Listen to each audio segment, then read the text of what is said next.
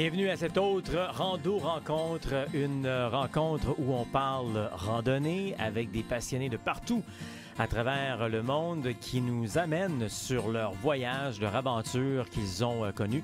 Puis ça nous fait grandir, ça nous donne de l'inspiration, de la motivation et des trucs aussi pour bien partir de manière humaine, réussie, sécuritaire et sans blessure. Donc des gens de grande valeur qui viennent nous partager ce qu'ils ont de plus précieux, c'est-à-dire leur temps. Et c'est ce qu'on va faire encore une fois aujourd'hui pour jaser de ces aventures et de ces aventuriers finalement. Je vous souhaite la bienvenue. Si c'est la première fois que vous êtes là, bien bonjour, on apprend à se connaître. Peut-être que vous êtes des habitués aussi.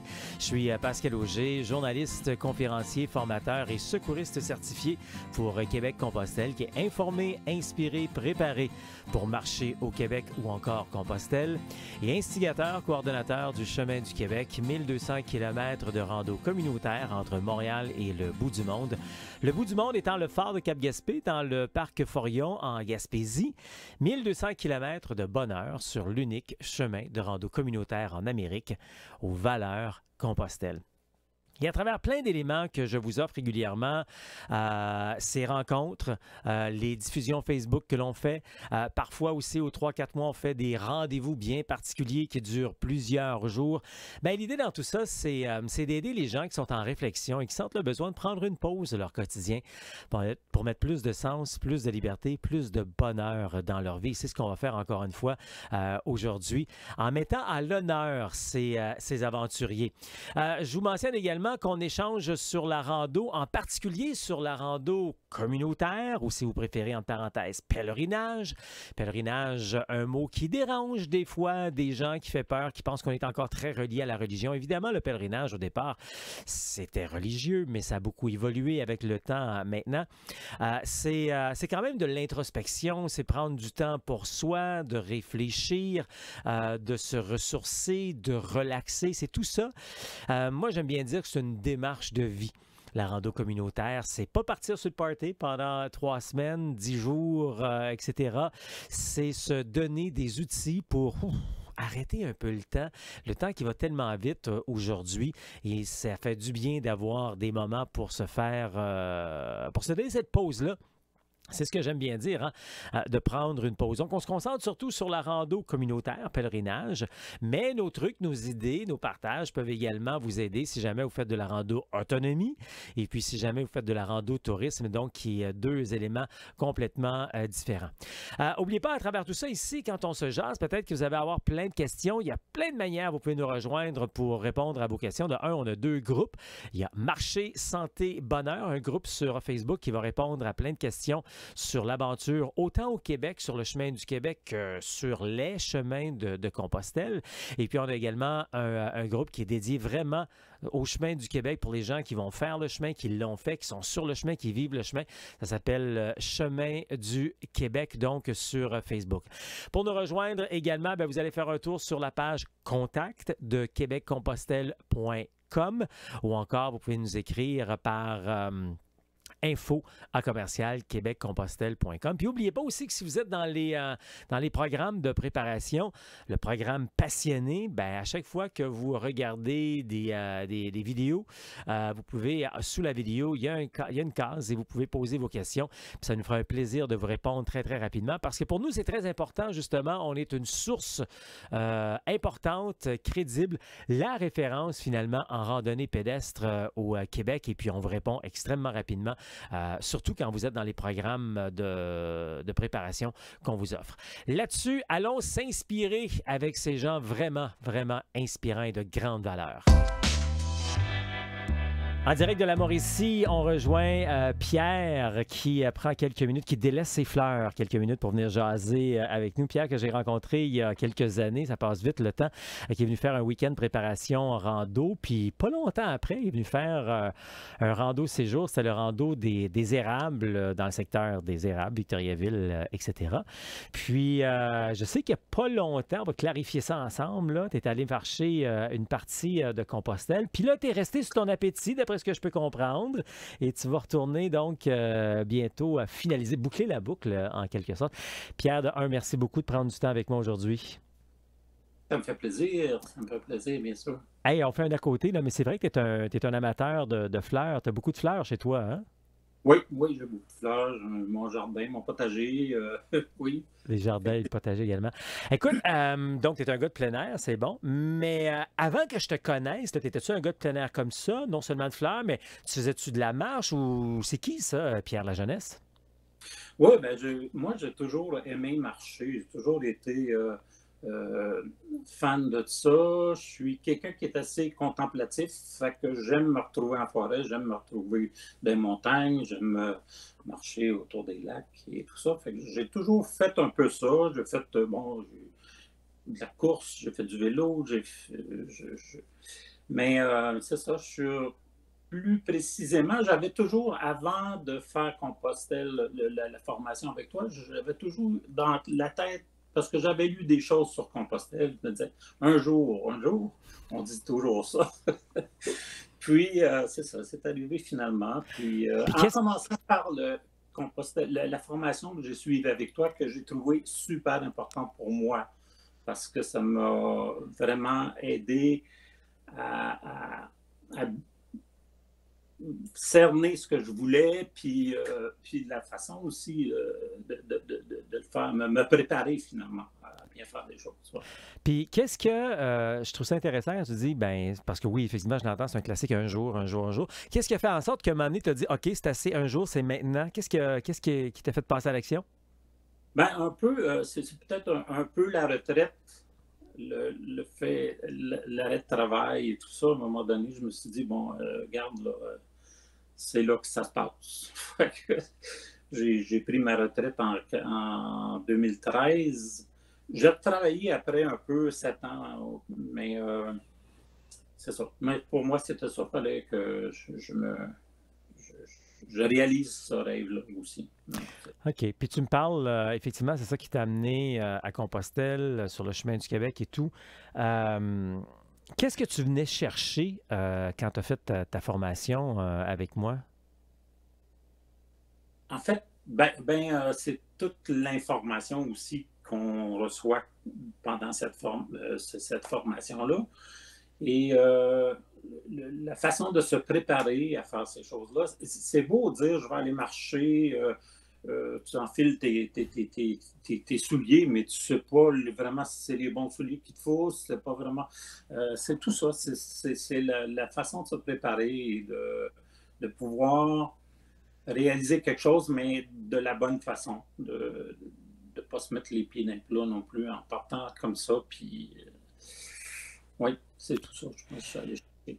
Pas longtemps après, je ne me rappelle plus combien de temps, mais tu es venu en rando séjour au Québec. On est allé faire la boucle des érables. C'était quelques mois après. Tu avais fait ta formation Non, quand, toi? c'est une semaine plus tard, je pense. Oh mon Dieu, tu étais vraiment prêt à passer à l'action, hein? C'est bon, OK.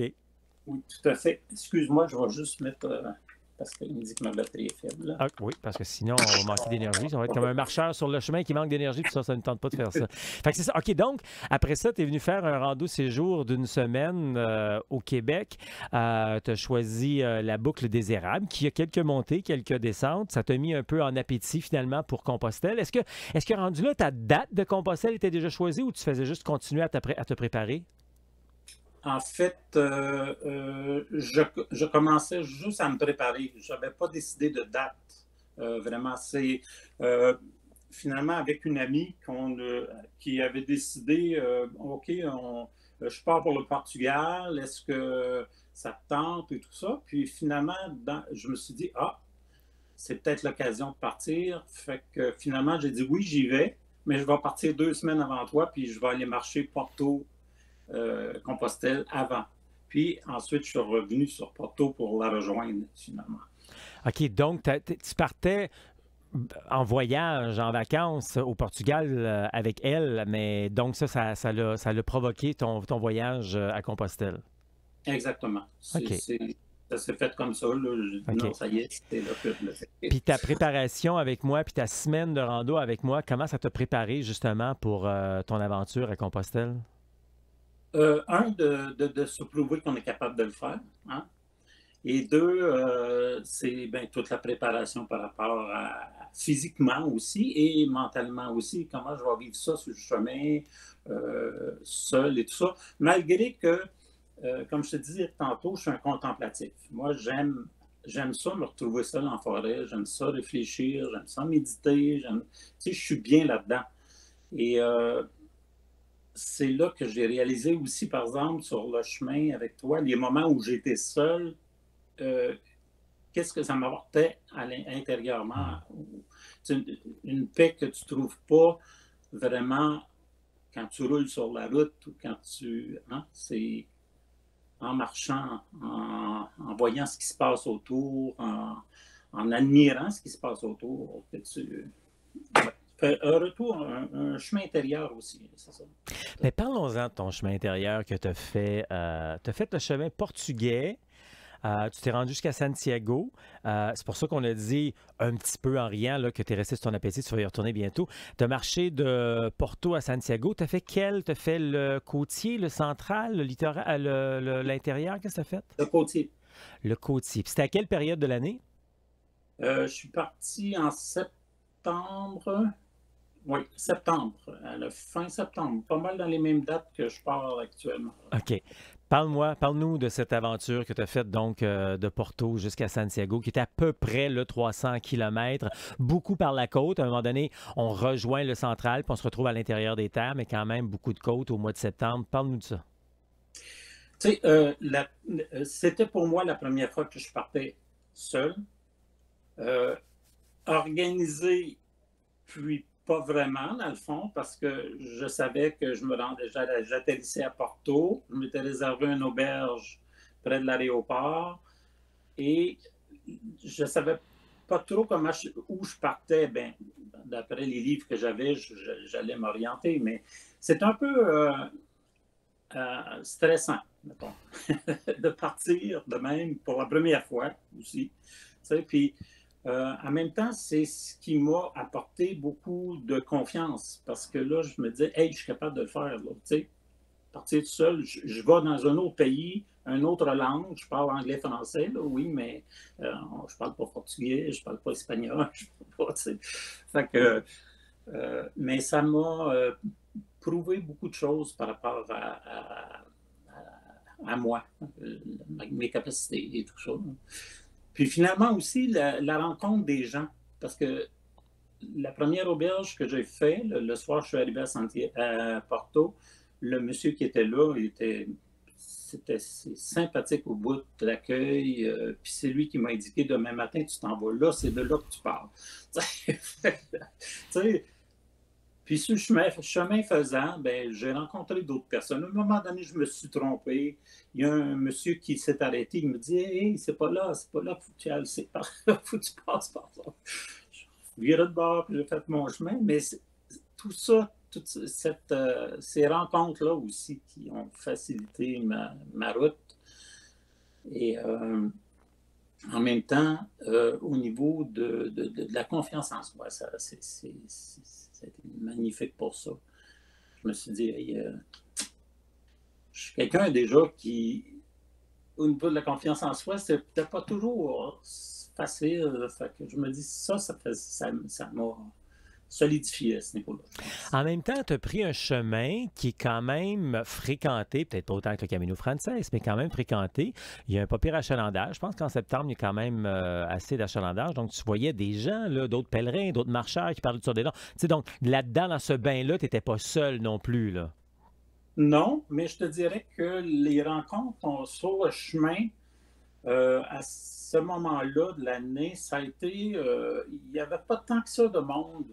C'était plus le soir, dans les auberges, on pouvait parler et tout ça. Puis, comme je te disais tantôt, il y a un couple de Français que j'ai rencontré, puis qu'on est resté en contact finalement, ces gens-là, et qui vont venir marcher avec moi, là, faire la boucle avec moi aussi, là, quand je retourne.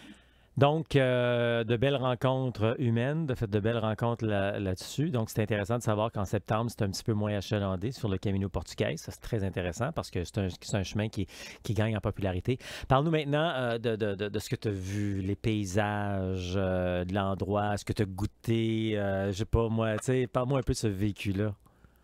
Ben, en fait, les paysages, c'est magnifique.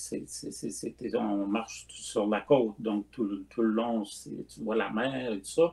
On est allé quelques fois, oui, tu vas en montagne, pas nécessairement, mais c'est encore aussi beau. Les montagnes, les, toute la forêt, c'est magnifique. Et c'est des moments où, tu sais, on prend le temps de s'arrêter, puis d'admirer, de méditer. Et ça, c'est... en tout cas, c'est un sentiment qui est... je pense que tu l'as vécu probablement aussi, là, mais qui t'apporte beaucoup. C'est ça. Au niveau personnel, au niveau intérieur, au niveau spirituel. Là. Effectivement, je l'ai vécu beaucoup, mais j'aime ça quand les autres me le disent parce que ça fait une autre personne qui le dit, puis pas toujours Pascal qui le dit, donc c'est le fun de t'entendre. Dis-moi, t'es arrivé à Santiago. Comment ça s'est passé, ça, cette arrivée-là? Quand je suis arrivé à Santiago, je suis arrivé justement avec le couple d'amis là-bas. On est arrivé sur la fin du chemin ensemble et on l'a fait ensemble jusqu'à Santiago, à la cathédrale. Là. Et c'était, comment je peux dire ça, magnifique. Et tu sais, quand tu arrives à un but, tu as atteint un objectif et j'y pense encore, puis ça m'émeut, parce que c'était c'est ça, c'était émouvant. C'était, ouais. C'était prévu que tu arrêtais là ou t'as manqué de temps? C'est-à-dire que c'est un classique que j'entends souvent des gens qui ont manqué de temps, fait qu'ils vont pas jusqu'à Finistéré parce que c'est ce que tu vas faire. C'était prévu que tu arrêtais là? C'était prévu parce que j'allais rejoindre quelqu'un qui arrivait à Porto aussi, une amie qui m'attendait à Porto. Alors, Et donc, quel est cet appel maintenant que tu as cette année, dans les prochains mois? Tu repars, mais là, tu vas uniquement faire la boucle. Je trouve que c'est un beau cadeau à se faire. La boucle qui peut prendre entre minimum 7 jours, mais ça, c'est 7 grosses journées. C'est au moins 10 jours. Moi, je dis idéalement 14 jours. La prochaine fois que je vais le faire, moi, ça va être en 14 jours. Peu importe dans combien de temps tu vas le faire, là, mais qu'est-ce qui t'appelle à aller faire cette boucle-là? Donc, quand je parle de la boucle pour tout le monde, c'est partir de Santiago. Ils se rendent au bord de la mer, c'est-à-dire Finistéré, Mouchia, et revenir, donc faire l'aller-retour à Santiago. Qu'est-ce qui t'appelle là? en fait, le sentiment que j'avais quand j'étais à Santiago, c'était justement que j'avais pas terminé. J'avais pas Mhm. terminé. Puis Finistère, c'est comme il y a quelque chose là à aller chercher de spécial, au niveau spirituel, à d'autres niveaux. Et je m'étais dit à ce moment-là, quand je suis arrivé là, je vais revenir pour le faire. J'ai comme un besoin de me retrouver là, d'aller là. Je pense que c'est. Tu sais, quand tu as quelque chose qui n'est pas fini, faut aller, faut finir. Je veux finir ce bout-là avant d'aller faire autre chose, avant d'aller faire un autre chemin, je veux terminer ça là. Très intéressant, j'aime ça, très intéressant. Dis-moi, on en a parlé un petit peu tantôt au début. Je dis souvent aux gens que faire ce genre d'aventure-là, c'est physique, c'est sûr. Je veux dire, notre corps il est en mouvement et tout. Moi, j'aime bien dire que c'est 30% physique, mais c'est aussi 30% psychologique. Je pense qu'on a glissé un mot tantôt, hein? Mm-hmm. Écoute, pour moi, c'est ça. Oui, oui, c'est physique, c'est sûr, c'est physique. Puis c'est une bonne. Pour ta santé physique, c'est bon, marcher et tout ça. Mais santé mentale, santé ta santé psychologique, spirituelle, je pense que c'est le plus gros morceau de tout ça, en fait. Et c'est pour ça que un coup, tu peux plus t'arrêter de faire ça, de marcher. Aujourd'hui, en Mauricie, je suis en Mauricie depuis 3 ans. Il faut que j'aille marcher. Il faut que j'aille en montagne. Il faut que j'aille. Il y a quelque chose que faut que tu ailles chercher là, en marchant. Ça marche. Et quand je parle de préparation ou de... C'est ça que c'est 30% physique, que c'est 30% psychologique. Psychologique aussi, j'entends également. Comme tu as dit tantôt, on est déstabilisé. Tu sais, c'est la première fois qu'on voyage seul souvent, ou même si on est avec quelqu'un dans un autre pays, on se retrouve dans un dortoir avec des gens qu'on ne connaît pas. On mange la nourriture qui est quand même apprêtée différemment et tout. Donc, tu sais, on est dans des dortoirs, des fois, ça commence à ronfler, mais on finit par s'y habituer à tout ça, là. On a un décalage horaire. C'est un peu ça aussi, tout le côté psychologique. Il faut le prévoir, il faut le préparer. Il ne faut pas juste arriver là du jour au lendemain, puis le pouf, ça nous rentre dessus. Donc ça aussi, il y a une préparation là-dessus, là. Oui, il y a une préparation là-dessus. Ça ne m'inquiétait pas beaucoup. Moi, tu sais, de me retrouver en groupe comme ça, c'est peut-être pas les premières fois, là. J'ai commencé ça à 17 ans dans l'armée, là, à fouiller dans les Ah ben oui, ah ben oui. C'est C'est pas tout le monde qui a fait l'armée comme toi, là, par exemple, là. La chose la plus importante, je pense, c'est de se retrouver seul avec soi-même. Ça, c'est quelque chose. Ça, c'est aussi, c'est apaisant, mais c'est aussi provoquant. C'est aussi, tu sais, mais je pense que c'est ça le plus Mais c'est un excellent point parce qu'effectivement, il y a bien des gens qui cherchent du monde avec qui aller à Compostelle. Puis souvent, ils ne sont pas capables de donner des mots dessus, mais c'est parce qu'ils ont de la misère à être seuls. Et pourtant, être seul dans cette aventure-là, c'est vraiment un grand cadeau à se faire, là. C'est le plus beau des cadeaux à se faire, je pense. Moi, c'était faisait partie de mon défi. Mais en même temps, je n'ai jamais pensé que je voulais le faire avec quelqu'un. C'était avec moi-même que je voulais le faire. C'est ça. Quand tu disais, quand tu es arrivé à San Diego, puis tu es arrivé là, c'est quoi? Oui, j'ai atteint ça, mais j'ai aussi réalisé cet objectif-là qui était de vivre ça avec moi-même. T'sais. Parce qu'en même temps, encore une fois, je le répète, on dit seul, mais on n'est jamais seul, parce que sur le chemin, on peut être autant avec des gens qu'on veut ou autant seul qu'on veut. C'est nous qui choisissons, on ne doit rien à personne. Dis-moi, en terminant, ça va vite le temps, en terminant, qu'est-ce que tu retiens jusqu'à présent de cette aventure, de ton cheminement, d'avoir fait une formation, d'avoir marché au Québec, après ça Compostelle, puis là tu y retournes. Qu'est-ce que tu retiens dans tout ça présentement? Ce que je retiens, c'est le bien-être, en fait, la paix que je retrouve quand je marche et le désir de continuer à le faire. Et moi, je pense que c'est plus ça qui fait que... Oui. Ouais. As-tu autre chose que je t'ai pas demandé que tu aimerais dire aux gens sur l'aventure, leur préparation, peu importe, là, quelque chose que tu pensais dire et que je t'ai pas demandé? Moi, ce que j'aimerais dire aux gens, c'est de pas hésiter, de se lancer, puis de bien s'informer avant, de prendre les bonnes informations, puis bien se préparer, puis là, on part, puis c'est un beau cadeau à se faire. C'est vraiment un beau cadeau à se faire. C'est bien dit, de bons mots pour terminer. Pierre, merci beaucoup de ta participation. Puis puisque tu repars bientôt, ben buen camino. Ben, à toi aussi. Ça vous donne tout plein d'idées, ça vous donne tout plein d'inspiration. Et là, vous avez plein de questions. Ben, ça tombe bien, nous, on a plein de réponses. Et pour nous rejoindre, c'est tellement facile.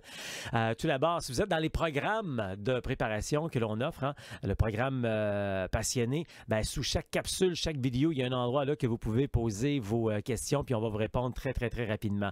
Si c'est la première fois peut-être que vous regardez, vous n'êtes pas encore habitué, ben, vous pouvez tout simplement nous écrire en allant faire un tour sur la page sur québeccompostelle.com. Il y a un onglet autre, vous cliquez dessus, menu déroulant, et il y a le lien contact pour nous écrire, ou encore par le courriel info@québeccompostelle.com.